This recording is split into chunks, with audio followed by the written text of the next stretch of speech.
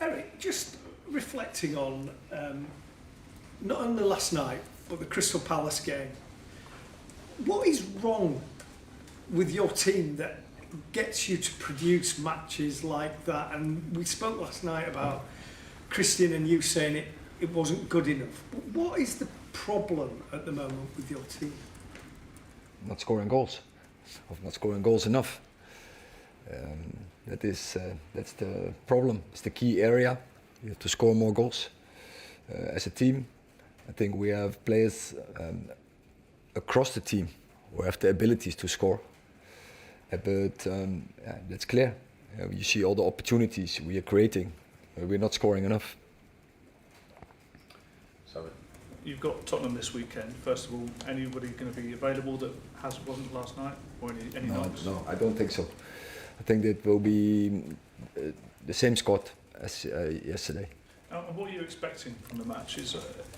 Obviously there's peaks and troughs in every season, but it feels like a win would be an important shot in the arm at this stage. And what are you expecting from Tottenham? I think it will be a very intensive game. But it's always against Tottenham, and it is, I think, also it's our style as well. So I think it's going to be a very dynamic, attractive game. Erik, you're talking about scoring goals being the big issue. How do you solve that? Is that as simple as personnel, or is it something that has to be done on the training pitch? I mean, how do you see that? Both, and you always work into a season and you have to build it. The structures in defending, structures in possession, of course, you start with the build-up. I think we have the structures there quite right. We across, I think almost all the games, we have more possession as the opponent. But then it's about what are you doing with your possession, and I think we bring the ball into the final third. We bring the ball even into the box a lot, but now we have to take more advantage, more benefit from it. Richard. Erik, Ange Postecoglou has talked about the philosophy side, having attacking teams, being positive. In this moment, this situation, given what you've said about your squad, your players, does that help you at all in the way you set up and approach this game? That is, of course, it's every opponent have strengths and weaknesses, and Tottenham they have their strengths definitely, and in the philosophy, very clear, very attacking, but that leaves also space, but that is what they take into account, and that can help, but you have to be very good against Tottenham. And if you want to control the game, then you need again a high performance level, and then we will create again. I'm sure, but then take your chances. Neil. Erik, you're in your third season now. How can it be that the team can come from a game and say that they didn't try as much as the opposition wanted it more? How can we be at that point? I think every team has this in a season. And that is when you play 60 games, and then sure there will be games where you are not happy, of course with the performance, but you are not happy, where opponent wants more. I think that is also always the psychologically side of football and top football, what takes part, and where any team is more hungry than the other, and that the team who can manage this the best, of course, they are the most successful, and we are ambitious, so you always demand from yourself, and that you are the more hungry as your opponent. So you think your team needs to be hungrier? We should be. That is what we demand from each other, and that is that we have to bring in on a consistent base, and that is what we are striving for. Successful teams has this. Josh Reserves, he's had a few chances this season. His link-up play has been very good, but there's this. I think it was Ron Koeman who said he's more for 9.5. Do you think that he can become a prolific goal scorer for Manchester United? Yes, I do, and it's sure he's young. We see his great abilities. He's a very good link-up player, as you say. He's creative. He's creating chances, but be fair also, he has his absolutely also his moments towards the goal from the opposition.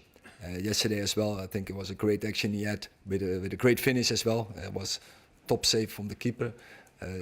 But yeah, in that area he can definitely improve. But yeah, we know that on forehand he has some very good attribute and also some attributes he has to improve, and there he needs our support how to improve. Hi Eric, just following on from Neil's question, you've been here 2 full seasons now, you've had 5 transfer windows, I think the spend has been about 600 million. Given all that, are the fans of Manchester United not entitled to feel the team should be further forward than you currently are and playing with more consistency? Are they not entitled to feel that? I think you have to assess then the situation, and still now we are working. And we are in progress. We have to sign players. We made the choice to sign very young players, like last year Hoyland, like this year Sirkzee, like Lenny Yoro. That are players who have we believe in them now in this moment, but also for the future, and we have to build them. And and when I started, we spoke about more, and we had to make a switch there in the dressing room. And I think we turned the corner, and now we have to work with the squad, and and that takes time. And of course, I'm also it's not a good behavior for me. I'm impatient. I want to go straight forward, but also be fair. We also had success in the last 2 seasons, and again, we have to work very hard to bring another success. I was going to say, so do the fans have to be more patient then? Is that your message? Because some of them, understandably, or maybe not understandably, are losing patience and want to see the team further forward, challenging near the top of the Premier League and playing with greater consistency. Do they need to be more patient, or? But you have also to be fair, and I say it again, that is, we won 2 trophies the last 2 seasons. And we want also this season. We are ambitious. Don't get us wrong. We want to win another one, and we want to be as high as possible. And we go in every game, and we will go for winning the game. Doesn't matter who the opponent is. Erik, Bruno Fernandes is the one that sort of stays out there for the most of the game, the entirety of the game. But is he at all fatigued by the start of the season? It seems like he's not quite at the levels that we've seen of him previously.